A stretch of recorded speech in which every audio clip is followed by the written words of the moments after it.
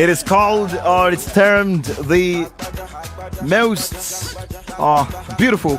That's most beautiful. That's like too many paintings to start any expression. But hey, he says that's the best sick tune that you can ever listen to on any radio show. And I kind of agree, lovely one to kickstart. As always on the show, it's called Power Solutions. Well, I've been joined by my co-host on this part of the show and a good friend. We had a little fight, not a kind of fight, over the weekend when our teams were clashing at the FA Cup. And he told me we're going to talk about this today on the show. And I don't want to go into that. You've won. You're king. You have the FA Cup. So can we let that rest just right away? Good to see you, Wiebe. Sorry, Collins. Yeah, good morning, man. I had to wear the jersey, man. I just had to. So this is my one chance. We don't win that many trophies, so. I know. Well, congrats to you. Sportsmanship. I would say congrats. You did well. Well done. So let's get into the Power Solutions conversation today. We have a special guest. And would you let us into who our guest is as we proceed this wonderful morning? Absolutely. So this morning, our guest is the CEO of a company called Nayo Tropical. His name is Okenwa Anayo Nas. And we know him as Anayo. No, he's like the one-named guy like Bono or Pele. He's just Anayo. Nobody knows his other name, so we just know him as Anayo. And we're pleasure to have him on today. He's always in one rural area or the other doing something great, and so we caught him. I think he's in Abuja. I don't even know where he is. But Anayo, good morning. Thank you for coming on the show. Good morning, Wilbur. Nice to be here on your show. Are you in Abuja or where are you? I'm in Abuja, my home. Amazing. Okay. So we're lucky. He's in Abuja this morning. Great. Okay. Not like Indiana Jones being out there in the bush somewhere. Yeah. Where's your hat? It's out to dry. It's drying out in the sun. Got it. Okay, so listen, Anayo, can you just kick us off by telling us a bit of your backstory? Yeah. And how you ended up in the power business? Because I know it happened. It started like 20 years ago. It started from a long time ago. So if you can walk us through some of that journey. Yeah, thank you, Weber. It started like every garage business startup, a humble beginning. Sometime in the mid-90s, 94, 95 to be precise. We started up this backyard kind of, hobby setup where we have friends who love electronics, who wants to, do some electronic projects. And gradually it grew up into a kind of a mecca of sort for electronic enthusiasts and students who are doing their final year projects. This was happening within 1994 and 95. And sometime further, in 96, I joined a company called IKE Trio and a joint venture with Energiebau Cologne, a German company. So within 1996 and 2000, we were doing a lot of rural projects for NGOs, for the Caritas. The Caritas are they run religious hospitals and support programs around Africa. So we had projects in Tanzania, Nigeria, Ghana. So in those early days, it was just the telecoms. Then it was Nitel that had solar modules and remote repeater stations, and then again charity organizations setting up this kind of projects. So it was exciting, being there, when solar panels was just about $5 per watt as compared to $0.5 today. So you can imagine, so it was quite an interesting time to be in the industry. When we go on trade fair and exhibitions, people come to listen to, is this real? Can this, So it was quite an interesting time to be in the industry. Then we continued that way, and before this, kind of spin off into the entity we know today, Nayo Tropical Technology Limited. Well, if you're just joining us, by the way, you are listening to Power Solutions, and we are looking at today on the program. We're looking at innovative collaboration for rural electrification, and we have Nayo, the CEO of Nayo Tropical. You can call him Anayo. You're absolutely correct, but he is Okenwa Anayo Nas, like you heard my co-host mentioned earlier. You also heard him answer the question, just providing a background story how he ended up in the power business. Now, tell us about your company, Nayo Tropical. Your company provides a range of services across the power value chain. Now, tell us about that. Yeah, like I said earlier on, Nayo Tropical Technology, was a spin-off from those early days of, working with Teke Cologne. And in 2004, we incorporated as a limited liability company, registered in Enugu, and we moved on, spread out offices in to Port Harcourt, Lagos, and Abuja. We currently run 3 business segments. We have our EPC, which is our core business, equipment procurement and construction. Okay. We pride ourselves as the best in the industry. We are the best in costs, and we also push the boundaries by trying some innovative solutions ahead of the market. We also do warehousing and distribution. That's one of our business, segments. Then we have a third business segment called the mini-grid utilities. That is where we provide power as a service to willing customers. Okay, so maybe dig into that one a little bit. I mean, you could also be just installing generators all over the place, but you've made the choice that you're going to be primarily doing this with solar and so on. So why have you committed so much to solar? Yeah, that's an interesting question. In 2010, we did a pilot project with UNDP in Onitsha. We tried the first, though not so much publicized mini-grid in Nigeria then, with prepaid meters. It gave in us, 2010? 2010, 10 years ago. Oh, wow, okay. So way before everyone else. An insight into, the cost. Then it was still expensive to build mini-grids. Maybe about 5 times what the costs are today, 10 years ago. Mm-hmm. But we did something interesting. We built this mini-grid on rooftops, and we powered SMEs, that deal on shoe. They make shoes in Onitsha. Mm-hmm. So we opened up the market. They used to have backlog of shoes, and they have these small generators. And there was this research that came up that most of them are suffering from bronchitis and lung diseases. And the inefficient way they kind of come up in those corners. So after that, it gave us one is we've seen the impact of this using solar as an alternative power. We've also seen a business case in doing that. So that's when we started thinking, this is an opportunity. We could do very nice business, touching people, making impact. At the same time, it's also a good business case. So since then, we decided to go into mini-grid utilities because it's like a social enterprise.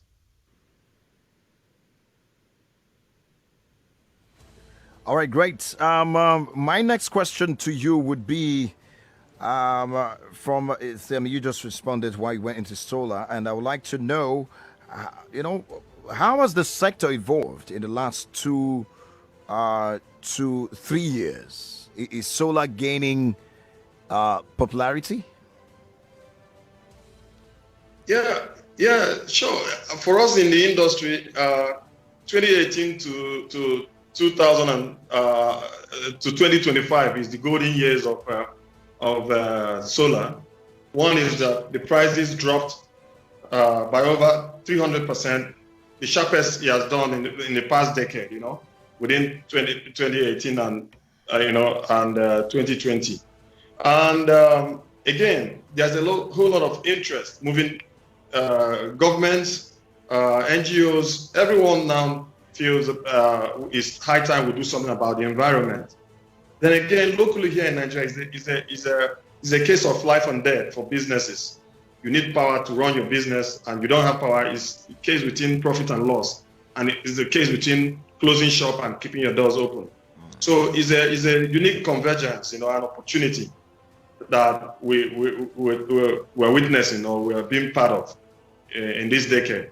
So for us, there's been a whole lot of change, a whole lot of progress that we who have been in the industry for a long time, we've never seen it this good. So there is a lot of interest from the government, multinationals, development partners, and everyone on the street is now more conscious about energy and also more conscious about the environment. So it's a unique time to be in the industry. All right, so yeah, that's good for everyone. And so let's get a little bit more specific. So I understand that your company did some installations for the Rural Electrification Agency to power COVID-19 facilities. So where were these facilities, and how has it helped the medical response? Yeah, in mid-March, that was the peak of the COVID-19 lockdown, and everyone was scrambling, government, private people, homes, families, everyone was scrambling to know the direction the pandemic would take. And the Rural Electrification Agency found it wise to do a quick win intervention to help create the enabling environment just in case things blow out of hands, so that they'll have a kind of early response to the COVID. So we jumped in like national service. We got into this. It was quite an interesting project. You can imagine building 3 projects in less than 14 days across, and we were stuck in Abuja. There was lockdown everywhere. Getting the bits and pieces together, and getting your team, a wonderful a team of dedicated staffs here. They took the risk. In fact, it was like a military operation. We had to organize ourselves, run the drill every day. The medical health safety drill was, at another level. The field work, getting people to get spare parts to put together systems within such a short time, and also deliver it as beyond ahead of, deadline.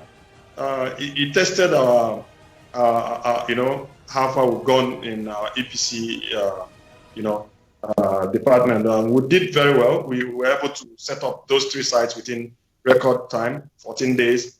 One was at Nigerian Center for Disease Control Lab in Yaba. There it powers critical lab equipment and offices in support of the NCDC's intervention. Then the next was at Teke, a new isolation center built by the Ogun State government in partnership with the federal government.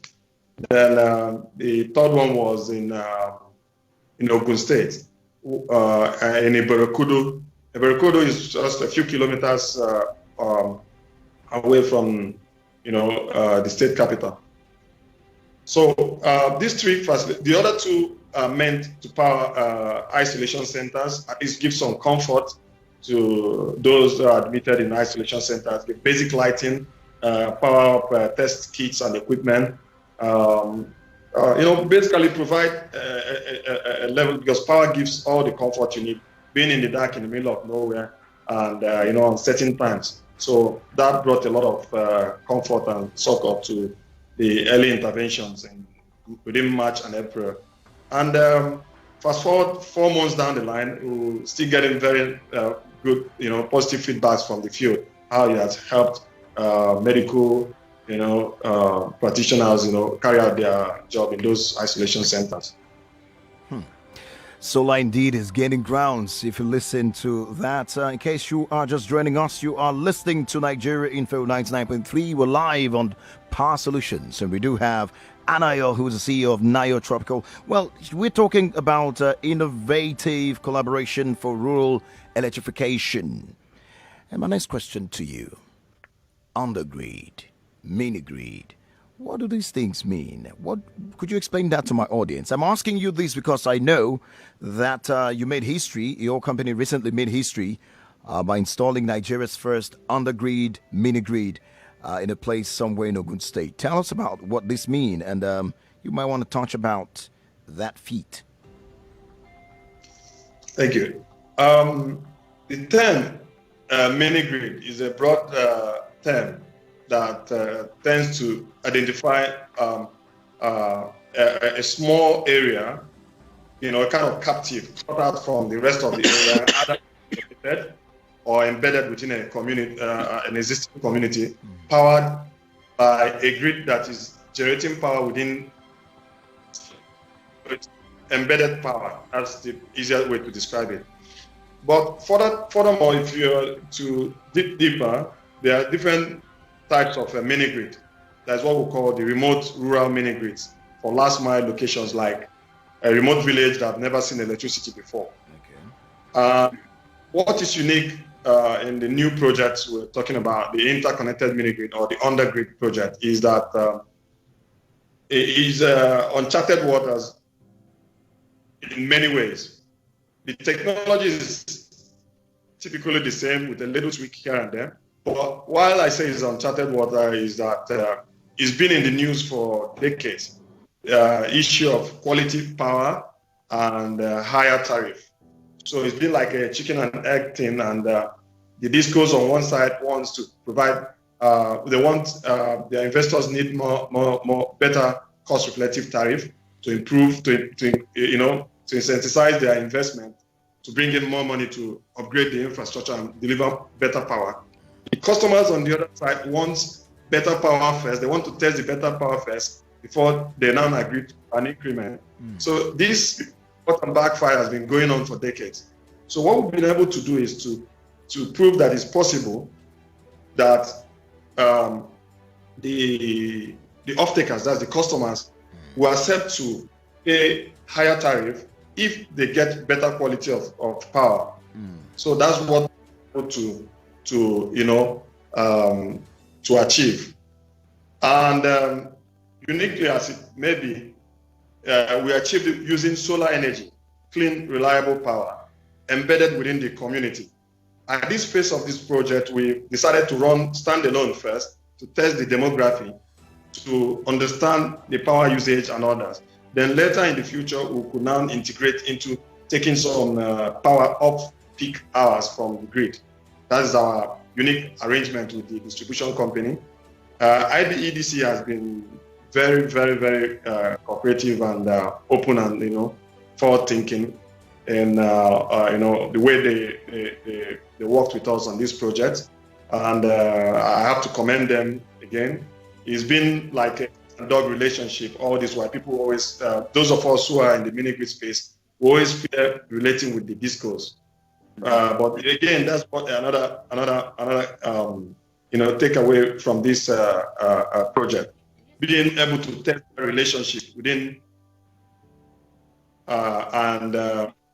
developers, trying to create that impression that it's not like is an opportunity for partnerships, that could benefit everyone. The disco has a benefit out of it. We mini grid developers also see opportunity out of it, and win-win for everyone, including the end users, the customers.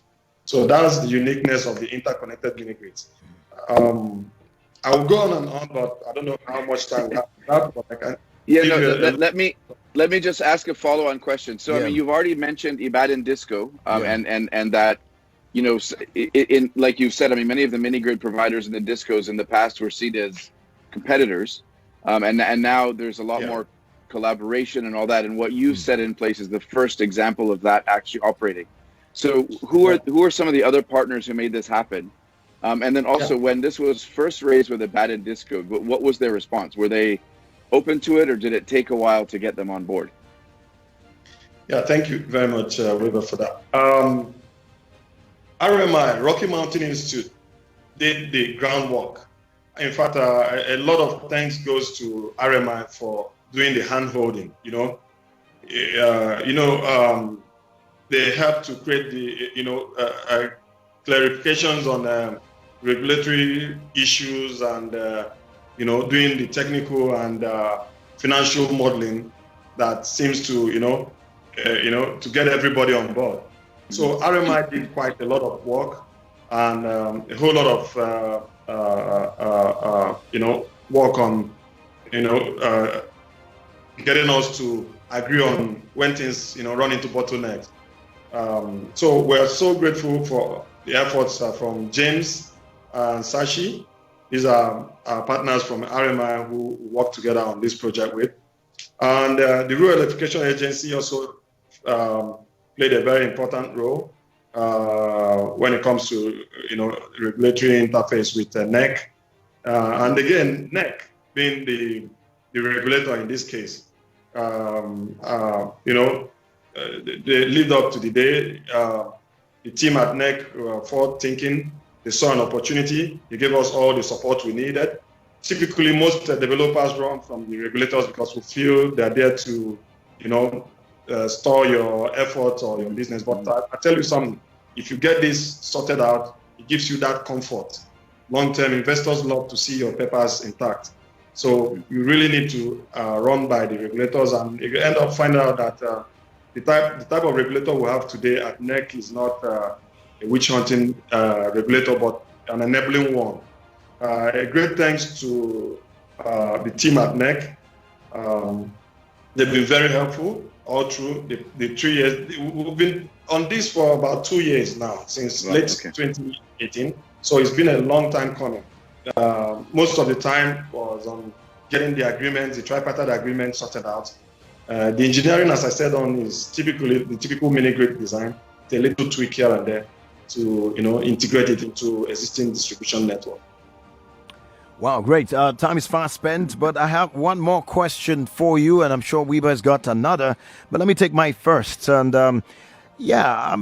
power. The problem of power is a major problem in Nigeria. And most Nigerians, if you tell them right now that this is the solution to your power problems, I'm sure they're going to love you for it, which would bring me to my next question, which has to do with that. Is that what does such an approach to power communities, around Nigeria mean for the country? Could this really be, like what I mentioned, the silver bullet to solve the power problem in a country? Personally, I see this as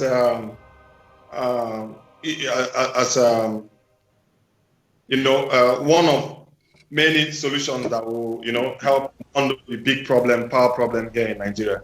It's a complex case, but we have to start from, the quick wins, the low-lying fruits. These are like things you have to do today. You don't have to wait forever. You could do this quickly and get up and get your business going. I tell you something we've also found out at Mokoloki. We found out that a whole lot of SMEs and middle-income people who do backyard business, side businesses, they reside in these peri-urban locations. So some statistics has it that over 60% of Nigerians live in the peri-urban, not in the city, not in the rural areas. That's what we're finding out. Because of the rural-urban migration, they end up in these peri-urbans where from they get cheap accommodation and they come to city to do work, and they also travel back home. So if you find out in the past 10 years, there have been a lot of migration from rural areas. They don't really end up in the city. They show up in the city to do menial jobs or to sell what they produce, and they end up to these areas. So if we could bundle this, one village, one town, one business at a time, I think positively we'll start, untangling the system and getting, results. And you know how these things work. It has a multiplier effect. There are businesses that are people, once you have good news or good stories coming out from here, it will spur more people to go into this, private people go into the business. People are acceptability of the concept also improves by the time they see it walking around, your neighborhood or someone's business. So I think every effort that is geared towards getting projects like this out there to not just demonstrate the business profitability, but the redundancy, the reliability of the solutions, I think will go a long way to help policymakers upstream and would-be investors to, push this industry forward. All right. We need to run now. Thank you. So, we need to go now, but before we go, I have a message here. Someone is asking about the reliability. Okay. He talked about reliability. Okay. Say, how reliable is solar? I get this question all the time when you talk about solar, and someone thinks it's less I mean, the energy generated from solar is not as strong. I mean, I don't know where that mindset comes from. So do you want to quickly respond to that? Reliability of solar solutions. Yeah. Well, thank you very much. It's a general question. It's a common question that I meet every time.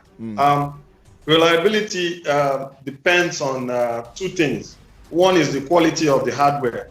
The other is the expertise of the design, the person who designed the system.